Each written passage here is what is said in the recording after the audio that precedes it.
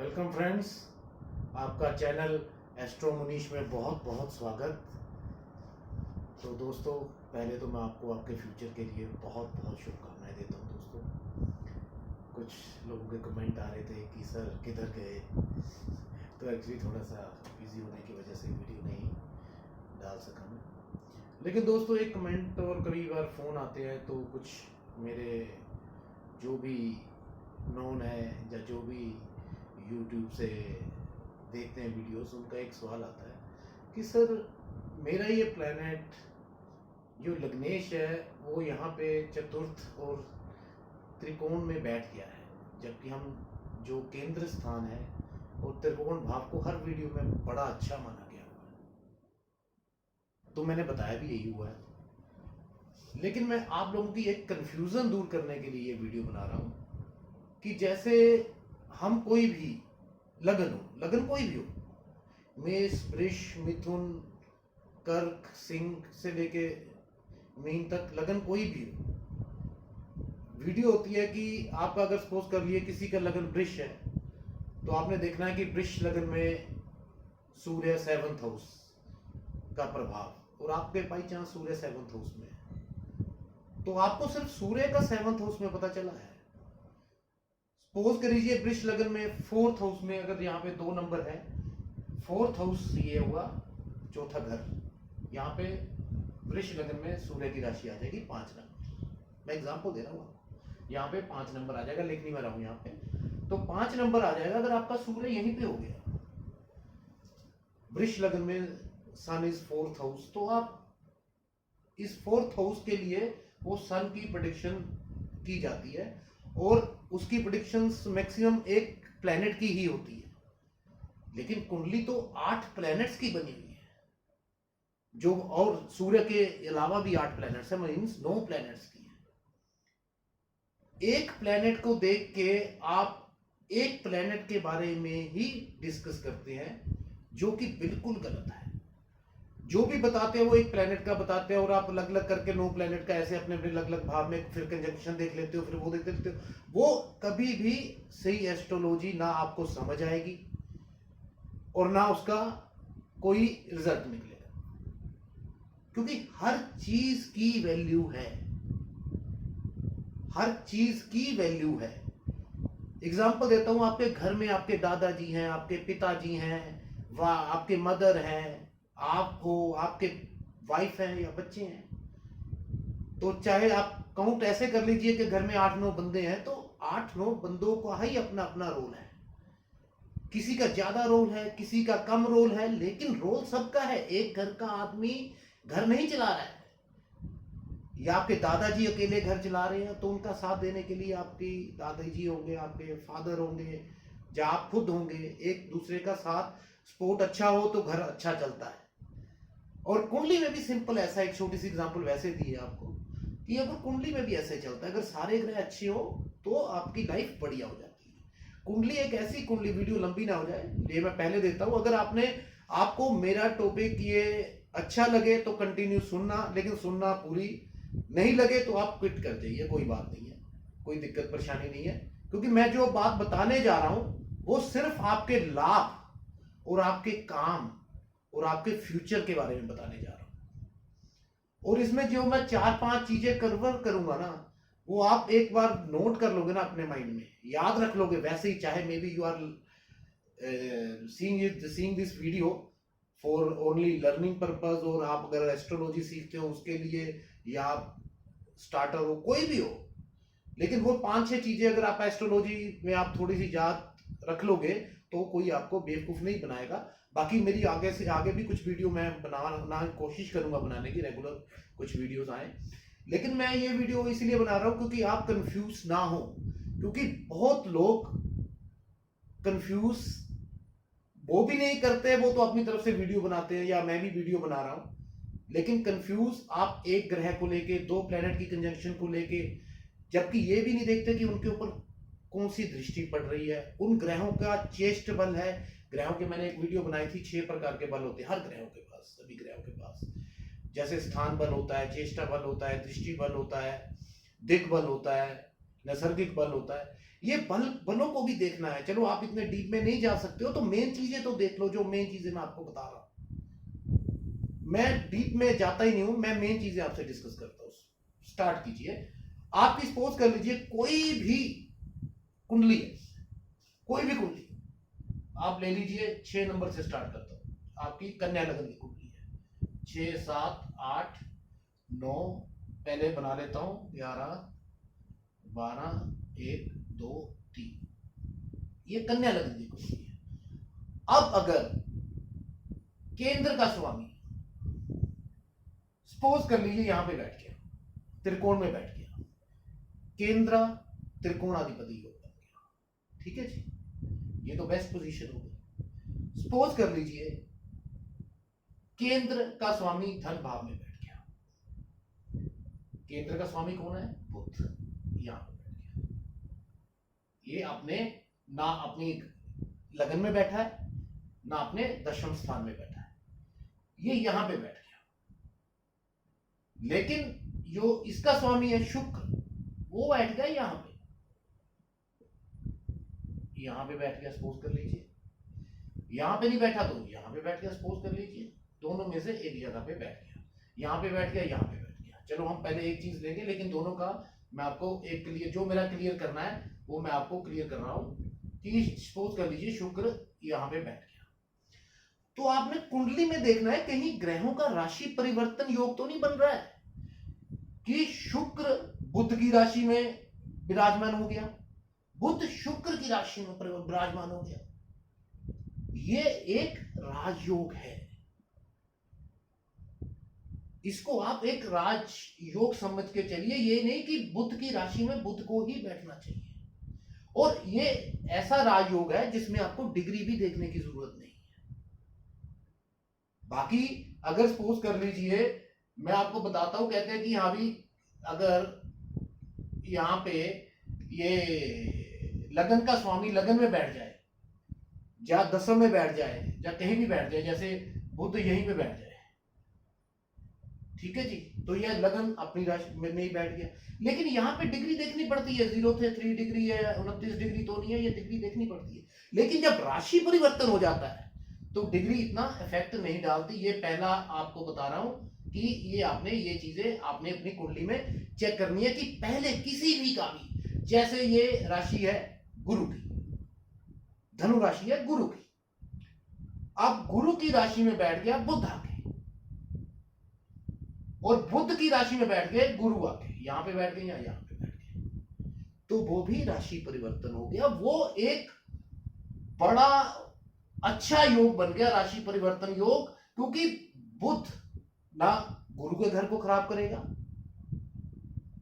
ना गुरु बुध के घर को खराब करेगा, उल्टा अपने घरों के ऊपर दृष्टि डालेंगे और अच्छा कर देंगे। ये एक तरीके से राजयोग बन गया आपकी कुंडली में, मतलब कि कोई आपकी कुंडली में दिक्कत परेशानी नहीं है। लेकिन मैं ये नहीं कह रहा हूं बाकी प्लैनेट्स को नहीं देखना, हर एक प्लैनेट जो 9 प्लैनेट है, अगर हम कोई भी प्लैनेट देख रहे हैं हमें सबका ही देखना पड़ता है। कई बार 6 प्लैनेट अच्छे होते हैं, अगर कुंडली में 4 या 5 प्लैनेट भी अच्छे हो ना, 3 या 4 नहीं भी हो, 5 प्लैनेट अच्छे हो, 4 प्लैनेट अच्छे नहीं हो, तो भी कुंडली हम 60-70% सॉलिड मानते हैं। पहले ये आप मतलब समझ लीजिए।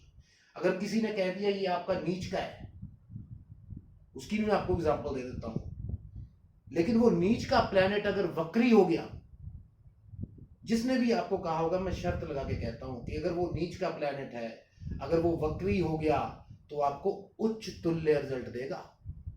जब भी उसकी महादशा आएगी आपको कहीं से उठा के कहीं पे बिठा देगा। इसलिए कहते हैं ना कि ज्योतिष छोटा नहीं है। अब अगर मैं कहूं कि शनि और चंद्र जो है उसको हम कह देते हैं विष दोष बन गया, लेकिन ये चीज मैं आपको बताना चाहता हूं, बीच में ऐड कर देता हूं, विष दोष तो बन गया, लेकिन वो अगर मेष वृष मिथुन ये 3 राशियां, उसके बाद मकर कुंभ और मीन, 3 और 3 6 राशियों में अगर हो चंद्र और शनि, उनको चेष्टा बल मिल गया, वो विष दोष इतना घातक नहीं होगा। ये चीजें सीखने वाली हैं, लेकिन मैं आपको वीडियो में हर बार आके कुछ जो फोन पे मेरी बात होती है, किसी को कंफ्यूजन होती है, वो फोन पे क्लियर हो जाती है। ज्यादा टाइम में कई बार अवेलेबल नहीं होता तो फोन नहीं पिक कर पाता, मैसेज नहीं पिक कर पाता, वो मेरी अपनी कुछ अपना सिस्टम है, लेकिन जब भी किसी मुझे टाइम मिलता है मैं उसको अटेंड कर लेता हूँ, जो भी सिस्टम है। बाकी ये कि एक चीज को एक तरफा नहीं लेना, कुंडली में बहुत कुछ है। इसके बाद नक्षत्र है, 9 ग्रह हैं, 27 नक्षत्र हैं, 27 के बाद 108 उप नक्षत्र हैं। अब नक्षत्रों की एक बात ले लीजिए, इसके लिए भी आपको मैं एग्जांपल दे देता हूं। आप किसी को ढूंढ रहे हो, आपने उसकी कुंडली देखी, सपोज कर लीजिए ग्रहों को देखा, राशियों को देखा, तो उसके मोहल्ले का पता चल गया, एरिया का पता चल गया कि भाई इस एरिया में बंदा रह रहा है। उसके बाद आपने उसके नक्षत्र देखे तो आपको यह पता चल जाएगा भाई इस मोहल्ले में, इस एरिया में, इस गली में बंदा रह रहा है। अब तो जाना ढूंढना तो हमने उसका घर है। यही सही चीज तो यही है ना कि बंदे को ढूंढना है तो बंदा तो घर में मिलेगा, तो उसके लिए हमें उप नक्षत्र तक जाना पड़ेगा। नहीं तो आप एस्ट्रोलॉजी मत पढ़ो, एस्ट्रोलॉजी छोड़ दो। और जो लोग आधा घंटा 15 मिनट में आपको एस्ट्रोलॉजी बना देते हैं, ये ग्रह ऐसे ऐसे ऐसे ऐसे, वो एस्ट्रोलॉजर नहीं है, वो सिर्फ एक सिस्टम है। मैं ये नहीं कहता कि कोई भी गलत है, कईयों का क्या पता माइंड इतना शार्प हो, वो इतनी जल्दी कुंडली देख के आपको बता देते होंगे, आई डोंट नो, कईयों का होता है भाई, भगवान ने हर तरह के लोग पैदा किए हुए। लेकिन हाँ, अगर अच्छा बता देते हैं तो बहुत बढ़िया है। लेकिन कुंडली को अध्ययन करने के लिए बहुत कुछ देखना पड़ता है, जैसे राशि, प्लैनेट, राशि परिवर्तन, हर तरह का बल, उसके बाद उसका नक्षत्र, उसके उपनक्षत्र, ये सारी चीजें मैटर करती हैं, तब कुंडली जाके सही तरीके से बताई जा सकती है। आज जो मेरा मेन टॉपिक है, वीडियो लंबी ना हो जाए, बाकी मैं आपको एक वीडियो बनाऊंगा जो हर लगन के ऊपर राजयोग या आपके कर्मेश और भागेश का आपको रिजल्ट देगी। एक सूत्र आपको और बता रहा हूं इसी वीडियो में। जितने प्लैनेट आपके इस साइड पे होंगे, सपोज कर लीजिए 6 प्लैनेट आपके इस साइड होंगे, और वाइस वर्सा 6 प्लैनेट आपके इस साइड होंगे, तो इधर वाले 6 प्लैनेट आपकी ग्रोथ को दर्शाएंगे। वो बंदा कंपैरिजन टू इधर ज्यादा प्लैनेट होंगे, जिसके इधर ज्यादा प्लैनेट होंगे, उसके कंपैरिजन जिसके इस साइड प्लैनेट होंगे, वो ज्यादा ग्रो करेगा। ये मेरा कहने का मतलब ये है, क्योंकि ये आप तनु हो गया, आपका लगन हो गया, आपका मन हो गया, आपका शरीर हो गया, जो भगवान ने जैसे आपको पैदा देना, और उसका नक्षत्र जानना बहुत जरूरी है। आपकी कैसी नेचर होगी, आप कौन से काम में रुचि लोगे, आप क्या करोगे, क्योंकि जो ग्रह होता है ना, वो होता है कर्म। अब सूर्य है, सूर्य आत्मविश्वास का कारक है, आपको इज्जत देने का कारक है, आपको ये चार अपनी आत्मा है आपकी। लेकिन सूर्य किस नक्षत्र में, उसकी इच्छा क्या है? अगर सूर्य शनि के नक्षत्र में आ गया, शनि तो बड़ी दृढ़ता का कारण है, वो तो कानून के हिसाब से चलता है, वो तो बड़ा स्लो मूविंग प्लैनेट है, तो वो तो डिटैचमेंट का प्लैनेट है, वो सूर्य को उस हिसाब से चलने नहीं देगा, उसको रगड़ेगा। तो आप सूर्य को ही देखी जा रहे हो, ये नहीं देख पा रहे हो कि भाई सूर्य किस नक्षत्र में बैठा हुआ है। अब सपोज कर लीजिए सूर्य यहां पे बैठा हुआ है, ठीक है। अब ये वृश्चिक राशि है, तीसरे भाव में। वृश्चिक में नक्षत्र पड़ते हैं आपके विशाखा, जो जुपिटर का नक्षत्र है, उसके बाद अनुराधा, जो शनि का नक्षत्र है। अभी मैं उपनक्षत्र पे नहीं आ रहा हूं क्योंकि वीडियो लंबी हो जाएगी। उसके बाद एक पड़ता है ज्येष्ठा नक्षत्र। वृश्चिक में 3 नक्षत्र पड़ते हैं। अगर सूर्य विशाखा में है तो वेल एंड गुड।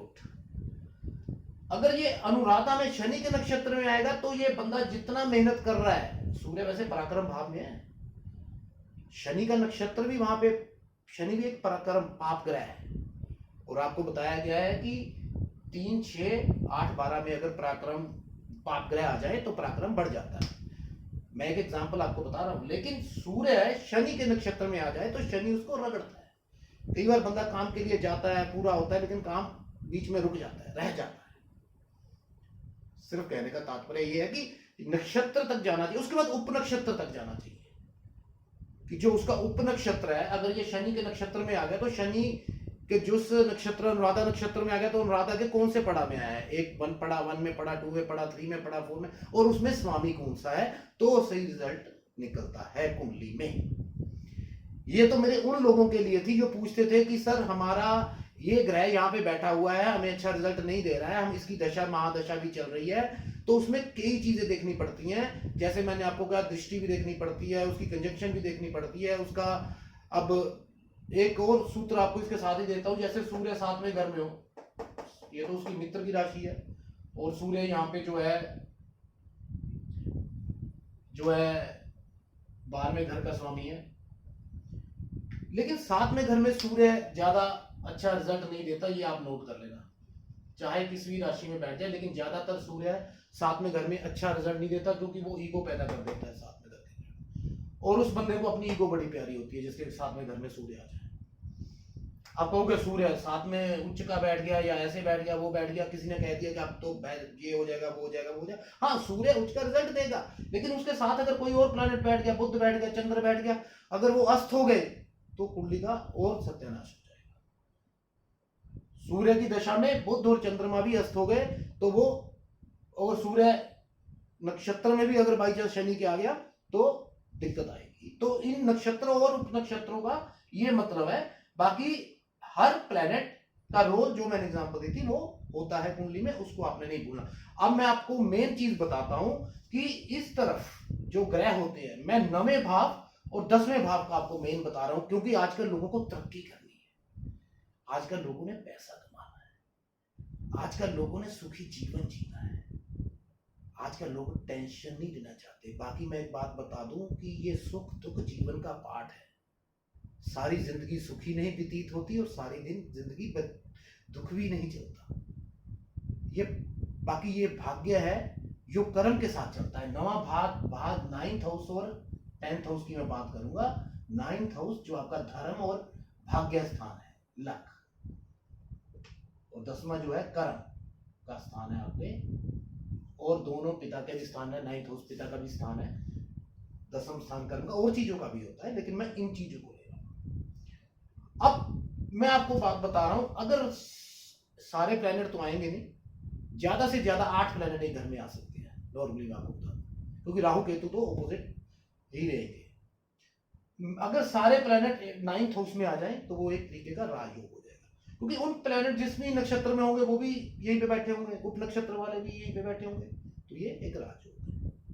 कुछ प्लैनेट यहाँ पे आ जाए, कुछ प्लैनेट यहाँ पे आ जाए, तो ये भी राजयोग है। अब इसमें कुछ नहीं, कोई कुंडली नहीं, कोई लगन नहीं देख रहा हूं, इस लगन को भी भूल जाओ आप। मैं सिर्फ ये लगन आप भूल जाओ, सारा भूल जाओ। मैं सिर्फ डिस्कस कर रहा हूं आपका 9th हाउस और 10th हाउस, ये सारा भूल जाओ कि कौन से लगन की कुंडली है। बाकी मैं आपको डिफरेंट लगन पे आपको बनाऊंगा नेक्स्ट सीरीज में। मैं सिर्फ इस हाउस की और इस हाउस की बात कर रहे हैं। इसको कह देते हैं 9th हाउस काल कुंडली के हिसाब से का, अपना 10th हाउस काल पुरुष की कुंडली के हिसाब से मैं इनकी बात कर रहा हूं। अब सभी प्लैनेट आधे इसमें आ गए, आधे इसमें आ गए, तो ये राजयोग है। उसके बाद 10वां का लोड 9th में आ गया, 9th का लोड 10वां में आ गया, राशि परिवर्तन जो मैंने आपको बोला था, उससे भी बढ़िया राजयोग। लग्नेश कोई भी हो आपका, कोई भी लग्नेश 9वें भाव में आ गया, अब भाग्य बात हो गई। अगर शुक्र ही आपका लग्नेश है, वृष लगन की कुंडली है या तुला लगन की कुंडली है, तो आप भाग्येश, आप शुरू से ही भाग्यवान। कर्मेश कोई भी ले लीजिए, पहले मैंने कन्या की ली थी तो वही ले लेते हैं। अब यहाँ पे मेरे 2 नंबर था, यहाँ पे 3 नंबर था, कन्या लगन की कुंडली जो हमने पहले ली थी, ठीक है ना। तो बुध अगर यहाँ पे आ गया तो भाग्यवान। बुध के साथ 5वें घर का, जबकि ये 12वां भाव है, सूर्य भी आ गया, बुध के साथ सूर्य भी आ गया, फॉरेन कंट्री से लाभ हो जाएगा, गवर्नमेंट से लाभ हो जाएगा, उत्तम योग है, बुध आदित्य योग भी बन जाएगा। डिपेंड्स ऑन बुध ज्यादा अस्त ना हो, क्योंकि बुध सूर्य के साथ कब अस्त होता है, कम से कम 10 या 11 डिग्री का डिफरेंस हो तो अस्त नहीं माना जाता। लेकिन अगर सूर्य 5 डिग्री पे है, अगर बुध 16 डिग्री पे है तो अस्त नहीं माना जाएगा। अगर ये भी 6 डिग्री पे है और सूर्य भी 5, मतलब जितनी कंजक्शन करीब होगी उतना ये अस्त ज्यादा माना जाएगा, मोटा मोटा आपको कह देता हूँ। लेकिन राशि परिवर्तन में वो चीज नहीं बंद होगी, ठीक है। उसके बाद इन चीजों को छोड़ो, अब कर्मेश आपको बताता है, अगर आपका कर्मेश बुध है जैसे ये मैं इसकी कुंडली की बात कर रहा हूँ, लग्नेश इसमें बैठ गया 10 में, कर्मेश आपका बुध हो गया। अब बुध कौन से नक्षत्र में है और उस नक्षत्र का लॉर्ड कौन से घर में बैठा हुआ है, आप उसके रिलेटेड काम करोगे तो आपको बेनिफिट होगा। बुध कम्युनिकेशन का नक्षत्र है,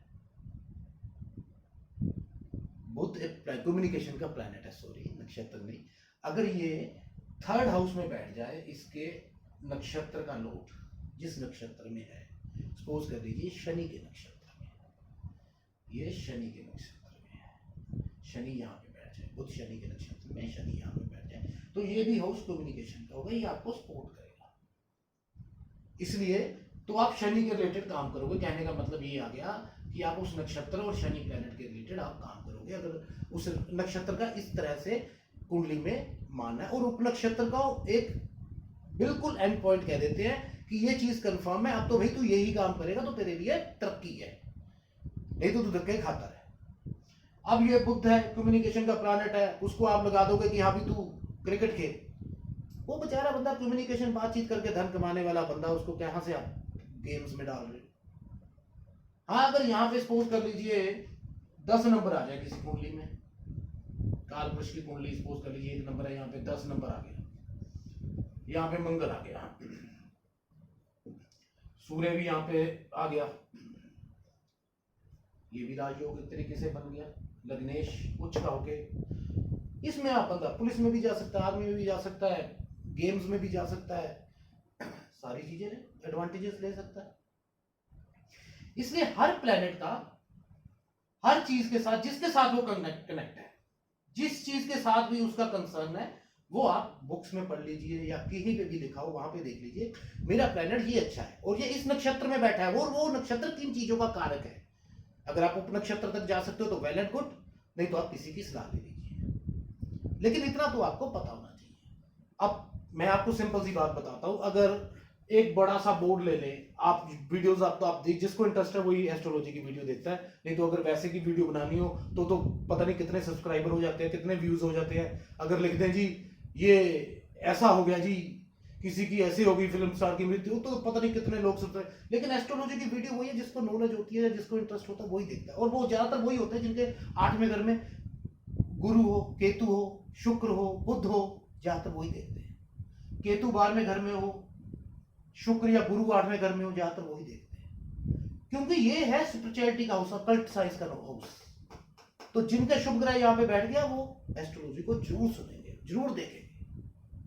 ये चीजें कुछ ट्रुथ है, और एस्ट्रोलॉजर बनना भी मुश्किल नहीं है जिसका बुध अच्छा है, क्योंकि कम्युनिकेशन जो हम अपने किसी के साथ करते हैं वो कम्युनिकेशन का कारण बुध है। और अगर उसका बुध अच्छा नहीं है, बाकी प्लैनेट यहाँ पे गुरु और कोई और बुध बैठे हुए हैं, या केतु यहाँ पे बैठा हुआ है, चंद्रमा यहाँ पे बैठा हुआ है, और बुध भी अच्छा बैठा हुआ है सपोज कर लीजिए, तो वो कंफर्म डीप नॉलेज लेगा, अकल्ट नॉलेज उसके पास होगी, कंफर्म है। करे काम वो वही करेगा जो उसका कर्मेश करवाएगा। तो आप कर्मेश और भागेश को जरूर अपने देखें कि आपका भागेश और कर्मेश क्या है। अब आपको एक छोटी सी बात बताता हूं, ये आपका तन, जब आप पैदा हुए आपका सब कुछ हो गया, ये हो गया धन, कौन से परिवार में आपका जन्म हुआ, वाणी हो गई कि आपको कैसी वाणी आपको आपने बचपन में जब आप हुए, तो दूसरा घर वाणी का हो गया। तीसरा वो जो बच्चा पैदा हुआ है उसका पराक्रमी है या नहीं है या कैसा है पता चल जाता है। चौथा हो गया उसका सुख, माँ का सुख उसको मिला है, कितना मिला है, घर उसको अपना मिलेगा कि नहीं मिलेगा, जब वो पैदा हुआ था, जब वो किराए पे घर पे पैदा हुआ, घर का सुख है या नहीं है। 5 में है पढ़ाई, वो कितना पढ़ेगा कितना नहीं पढ़ेगा, अगर इसका लोड अच्छा हुआ तो पढ़ेगा, ठीक है जी। 6 में घर होगा जॉब का, रोग ऋण शत्रु, और उसको शत्रु भी मिलेंगे, पढ़ाई भी करेगा जॉब के लिए, फिर उसकी वो होगी। 7 में होगा मैरिज का घर, फिर उसकी मैरिज होगी, कैसे परिवार में मैरिज होती है, बहुत बढ़िया लैंडलॉर्ड परिवार में मैरिज होती है या सिंपल परिवार में मैरिज होती है, इसमें बिजनेस का भी घर है, ये पार्टनरशिप का भी घर है। फिर आगे 8वां घर उतार चढ़ाव का, कि आपकी जिंदगी में क्या आपके उतार चढ़ाव आने होंगे, जो आने होंगे वो ये घर तय करता है। फिर तो उसके बाद आपका भाग्य अच्छा है, कर्म अच्छा है, आयेश अच्छा है, तो चाहे ये 12वां घर आपका मोक्ष का भी है अगर केतु बैठ जाए, नहीं तो 12वां भाव मेन है जेल यात्रा, अस्पताल का खर्चा, जो बुढ़ापे में बंदे का होता ही है, जो गलत काम करते हैं वो दूसरी तरफ चले जाते हैं, कई बार बीमारी होती है तो अस्पताल चले जाते हैं, और आपके नॉर्मल खर्चे का जो कमाएगा खर्चा तो वही करेगा। तो ये चीजें मेन बाद में यही चीजें देखी जाती है कि बंदे ने तरक्की कितनी करनी है। तरक्की का जो आपका प्लैनेट्स हैं वो 9th और 10th है। भागेश, कर्मेश और आयेश को भी ले लेते हैं, ये भी बहुत जरूरी है। आपका भाग्य ने साथ दिया, आपने कर्म किया और आपने कितनी आय कमाई, ये तीनों का ही लिंक है। अगर ये तीनों घर अच्छे हैं, आप किसी एस्ट्रोलॉजर से बता दें किस अच्छे नक्षत्र में है और उपनक्षत्र भी आप चेक करवा ले, तो कंफर्म आपको आपकी कुंडली का इलाज मिल जाएगा। और आप तरक्की करने के बाद भी क्यों नहीं सफल हो रहे हो, आपको इसका कारण का भी जवाब मिल जाएगा, कंफर्म कह रहा हूं आपको। एक आप सीखते हो जैसे नॉर्मल बुक्स, अगर आपने नॉर्मल बुक्स सीखनी है तो जैसे राहु के 3 नक्षत्र होते हैं, अश्विनी, मघा, मूला। शुक्र के 3 होते हैं, भरणी, पूर्व फागनी, पूर्व षड़ा। ये नक्षत्र 9 प्लेनेट के 27 नक्षत्र होते हैं और उन नक्षत्रों के उप नक्षत्र होते हैं। ये तो आप बुक्स में भी देख सकते हो। कई आप देखते हो बड़ा सा बोर्ड लेके लिखा होता है, एस्ट्रोलॉजर ही होते हैं वो भी हमारी तरह, वो बुक से लेके लिख देते हैं, फिर आपको समझाते हैं, जो लिखा होता है वही आपको वो समझाते हैं, फिर आप समझते हो जितना, वो आपके ऊपर है, लेकिन वो अपनी तरफ से आपको समझाते हैं। वो होते हैं एक टीचर पर लाइक, दे आर टीचर्स।